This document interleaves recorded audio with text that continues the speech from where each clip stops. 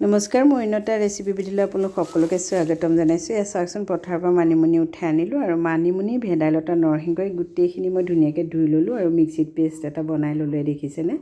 আৰু এয়া মোৱা মাছ আছিলে, মোৱা মাছখিনিও ধুনীয়াকৈ ধুই লৈ হালধি নিমখ সানি ল'লোঁ। আৰু এই তিনিবিধ শাকৰে যে কিমান ঔষধি গুণ আছে সেইটো সকলোৱে জানে বাৰু। আৰু গতিকে বতৰৰ বস্তু বতৰত খাব লাগে, সেইকাৰণে গোটাই মেলি বনাবলৈ লৈছোঁ। চাওকচোন, আলু এটাও ফ্ৰাই কৰি ল'লোঁ সেই তেলখিনিতে। আৰু এই আলু ফ্ৰাই হৈ গ'ল। আনফালে মই কেৰাহীখনত তেল দি শুকান জলকীয়া, তেজপাত আৰু জিৰা দি ফোৰণ দি পেলাই ইয়াতে পিঁয়াজখিনি ধুনীয়াকৈ ভাজি লৈছোঁ, অকণমান ৰঙচুৱা হোৱালৈকে। ইয়াতে আদা নহৰু পেষ্ট দিলোঁ আৰু হালধি দিলোঁ।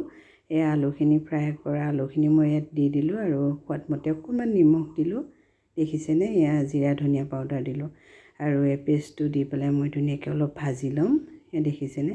আৰু অকণমান কলাখাৰ দিছিলোঁ, এই কলাখাৰটো অপশ্যনেল হয়, গতিকে কলাখাৰটো দিয়া হয় অকণমান কেহা কেহা ভাৱ এটা আহে, সেইটো নহ'বৰ কাৰণে। আৰু ধুনীয়াকৈ মোৱা মাছখিনি দি উতল অহালৈকে ৰাখিলোঁ। আৰু এয়া চাওকচোন, লাষ্টত মই জালুকৰ গুড়া দিলোঁ আৰু ফাইনেলি নৰসিংহ, ভেদাইলতা, মানিমুনিৰ মাছৰ তৰকাৰী ৰেডি হৈ গ'ল। আৰু ভিডিঅ'টো যদি ভাল লাগে লাইক কমেণ্ট কৰিব। ধন্যবাদ।